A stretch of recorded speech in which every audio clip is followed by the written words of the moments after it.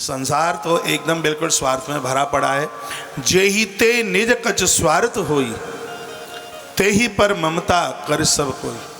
और जब हकीकत का पता नहीं लगता तब तक व्यक्ति को वैराग्य भी नहीं होता। एक कथा मैं उज्जैन की आपके बीच में रखूं। भर्तहरि बहुत बड़ा अद्भुत राजा हुआ है भर्तहरि। इसकी बड़ाई में जितने भी शब्द कहे जाएं उतने कम हैं। संसार का भोगी तो नंबर ही था, लेकिन गुरु बहुत अच्छा था। गुरु हैं इनके गोरखनाथ। गोरखनाथ गुरु जी को लगा कि बेटा संसार के भोगों में ज़्यादा डूबा हुआ है। पत्नी के प्रति इतना आकर्षण था कि पत्नी चलती थी तो पीछे से छाता लेके चलते थे। लोग पूछते थे कि तुम ऐसा क्यों करते हो। बोलता है कि पत्नी का चमड़ा ज़्यादा गोरा है, कहीं काला ना हो जाए, मुझे इसकी चिंता ज़्यादा होती है। वो पीछे पीछे छतरी लेकर के चलता है। गुरुदेव ने, गोरखनाथ जी ने मन में विचार किया कि इसको संसार के दलदल से कैसे बाहर किया जाए। एक दिन गुरु गोरखनाथ जी अपने हाथ में एक फल लेकर के आए। आकाश से फल टपका और इस फल की विशेषता थी कि ये फल जिसके पास होगा उसके राज्य में दुर्भिक्ष नहीं होगा, अमर हो जाएगा, आनंद हो जाएगा, बूढ़ा नहीं होगा। इसकी यह विशेषता थी। तो गुरुदेव जी आए और उन्होंने वह फल भर्तहरि को देना चाहा। भर्तहरि को कहा कि बेटा ये फल ऐसा है जो इसको अपने पास रखेगा वो वृद्ध नहीं होगा, जर्जर नहीं होगा, बुढ़ापा नहीं होगा, संपत्ति की कमी नहीं आएगी। ये दे दिया उसको। गुरुजी दे करके चले गए। अब इसने सोचा कि मेरी पत्नी मुझसे बहुत भारी प्रेम करती है, सुनिए क्यों ना ये फल मैं अपनी पत्नी को दे दूं तो वो जल्दी बूढ़ी नहीं होगी। तो उसने वह फल अपनी गृहिणी को दे दिया। अब वो पत्नी ने विचार किया कि राजा का सेनापति है, वो मुझसे बहुत प्रेम करता है, क्यों ना ये फल मैं उस सेनापति को दे दूं सो वो कभी बूढ़ा ना हो। तो उसने वो दुबके छुपके वो फल सेनापति को दे दिया। सेनापति ने मन में विचार किया कि नगर की वैश्या मुझसे बहुत प्रेम करती है, क्यों नहीं ये फल मैं उसको ले जा करके दे दूं सो वो कभी बूढ़ी ना हो। वैश्या के हाथ में फल दे दिया। अब वैश्या ने मन में विचार किया कि फल इतना बढ़िया, ये कभी किसी को बूढ़ा नहीं होने देता, तो क्यों ना ये फल हम अपने राजा को दे दें, वो बूढ़ा ना हो तो प्रजा का पालन अच्छी तरह से चलता रहेगा। वैश्या ने वो फल राजा भर्तहरि के हाथ में दे दिया। ताली मरी मराई बजाते हैं आप, धन्यवाद। तो भर्तहरि ने देखा हुआ फल के तो वही फल है जो गुरुजी ने दिया था। पूछा ये तेरे पास कहाँ से आया।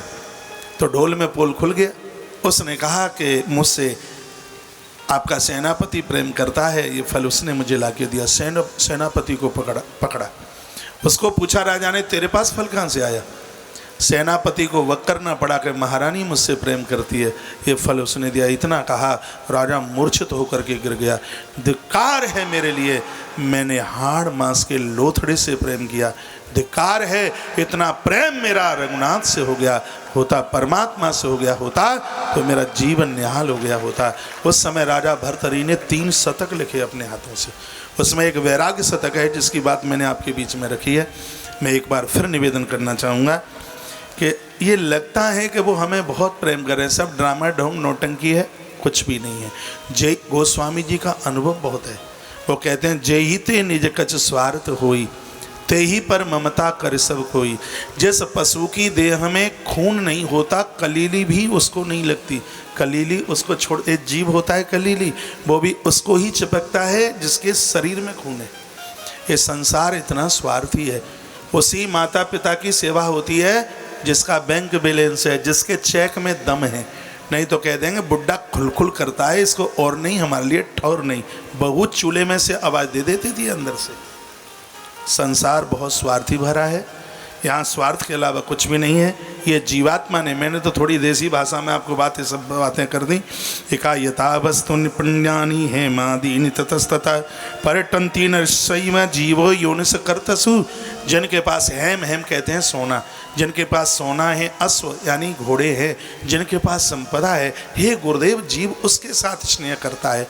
ये सब ऐसा ही है। यहाँ कोई आ रहा है, कोई जा रहा है, ये तो बिल्कुल संसारी रास्ता है। और वही लोग गुरुदेव अज्ञानी हैं जो इन सब चीज़ों के लिए रोते रहते हैं, ये मेरे कुछ भी नहीं लगते।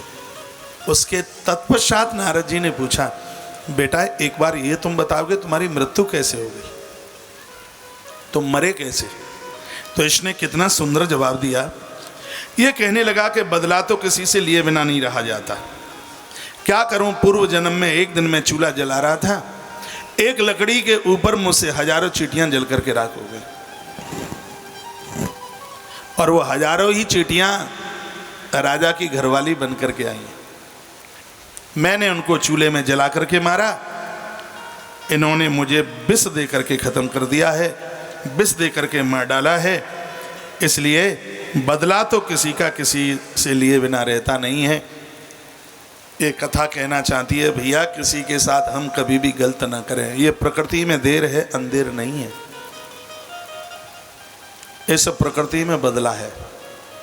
आगरा के पास एक गांव पड़ता है पनवारी, सुना होगा आपने, क्योंकि ये जगह ज़्यादा दूर नहीं है वहाँ से। पनवारी बहुत वर्ष पहले मैंने यहाँ कथा करी, 2004 की या 3 की बात रही होगी, तब की बात है। कोई ऐसा ही प्रसंग था, शाम को मुझे वहाँ एक सज्जन मिले और मोटे मोटे आंसुओं से रोए।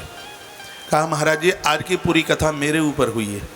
मैंने कहा ये तो ठीक है, जब ये लगे कि कथा हमारे ऊपर हो रही है तभी तो कथा का आनंद लाभ है। मैंने कहा कैसे तुम्हारे ऊपर कथा हुई? बोलने लगा महाराज मैं क्या बताऊं, मेरे विवाह को 18 वर्ष हो गई थी और मेरे कोई संतान नहीं थी। डॉक्टर्स लोगों ने यह कह दिया था कि दुनिया की कोई ताकत नहीं है कि तुम्हें संतान हो जाए। एक दिन मैं कहीं रास्ते में जा रहा था और मुझे एक खरगोश मिला। खरगोश को पकड़ने के लिए मैंने साइकिल रख दी और उसको मैं पकड़ने के लिए आगे के लिए भागा तो एक कुत्ते ने उसके ऊपर झपट्टा मार दिया और वह कांटों में लिपटता हुआ वो अधमरा हो गया। गलती उसमें मेरी पूरी थी, मुझे ऐसा नहीं करना चाहिए था। पीछे से कुत्ता था, आगे से मैं था। मैंने उसको रोका तो कुत्ते को मौका मिल गया, उसने उसके ऊपर झपट्टा मार दिया, वो घायल हो गया। क्या बताऊं मैंने उसके मुख में पानी भी डाला, कोशिश करी, लेकिन 22 दिन तक वो तड़पता रहा और उसकी मृत्यु हो गई। मैं उसको बचा नहीं पाया। मेरे जीवन में एक घटना घटी कि उसके 1 साल के बाद में मेरे यहाँ एक संतान हो गई। डॉक्टर्स लोगों ने तो ये कहा था कि औलाद होगी नहीं, लेकिन 19 साल के तत्पश्चात मेरे यहाँ संतान हुई। मैं बहुत खुश हुआ, अति प्रसन्न हुआ। मेरा बेटा महाराज 2-2.25 साल का हुआ होगा। अचानक उसको ऐसी कोई बीमारी हुई, मैं उसको हॉस्पिटल लेके गया। मेरा 1.5 बीघा खेत बिक गया और मैं उस बच्चे को बचा नहीं पाया, वो आईसीयू में रखा हुआ था। एकाएक एक नर्स ने मुझे आकर के कहा कि एक बार आप अपने बच्चे को देख लीजिए, बच्चा कुछ मूवमेंट कर रहा है, हिल डुल रहा है। मैं अंदर उसमें गया तो वो बालक कभी भी नहीं बोला। वो मुझे बोल करके कहता है कि मुझे तुमने पहचान लिया, मैं वही खरगोश का बच्चा हूँ, तुम्हारी वजह से 22 दिन तड़पता रहा, मुझे भी आज 22 दिन हो गए हैं, मेरा तुम्हारा हिसाब बराबर, और मैं ये जा रहा हूँ। ये कह के उसने प्राण छोड़ दिए। सत्य घटना। ताली कमजोर बजी है। अब थोड़ा महाभारत का प्रसंग है इसमें। एक बार धृतराष्ट्र ने भगवान श्री कृष्ण को पूछा कि प्रभु मैंने कोई ऐसा क्या अपराध कर डाला है कि मैं जन्म से अंधा हूं और दुर्योधन मेरी बात नहीं मानता, ये मुझे अपने दुश्मन की तरह देखता है, ये बात मेरी समझ में नहीं आती। भगवान श्री कृष्ण कहते हैं प्रारब्ध है झेलो। का नहीं, आप मेरा पूर्व चरित्र बताइए, आप ईश्वर हैं। पितामह भीष्म ने बहुत बार कहा है कि द्वारका का कृष्ण ईश्वर है, मैं मानूं भले ही नहीं, लेकिन आप हो ईश्वर। ये धृतराष्ट्र के शब्द थे। धृतराष्ट्र कहता है कि मैं अंधा क्यों? तो भगवान कहते हैं राजा सुनो, पूर्व जन्म की बात थी। एक ब्राह्मण के पास 100 हंस के बच्चे थे, महाभारत की कथा है।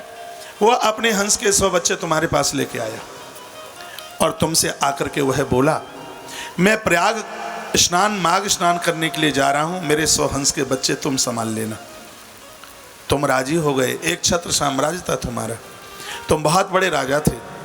राजन वो तो स्नान के लिए चला गया, तुम्हें मांस खाने की आदत थी और तुम हंस के 100 बच्चों को भून भून करके खा गए। राजन पहली बात तो यह है कि जो मांस भक्षण करता है उसको आंखें नहीं मिलती, इसलिए तुम जन्म से अंधे पैदा हुए।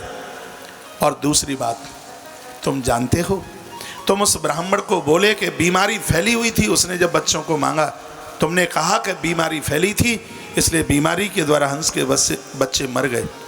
राजन वही हंस के 100 बच्चे तुम्हारे 100 पुत्र बन करके आए हैं।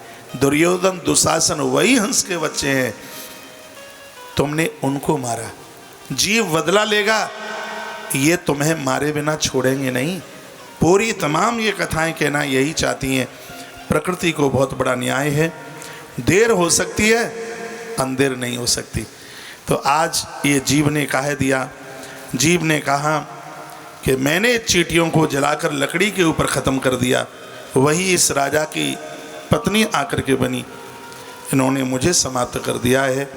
सुखदेव स्वामी कहते हैं, हे राजन, व्यक्ति को बहुत सावधान रहना चाहिए, बहुत सावधान। गलती हाल ही हो जाती है, वो एकदम सावधान रहे। जीवन तो ऐसे है जैसे तलवार की धार के ऊपर चलना।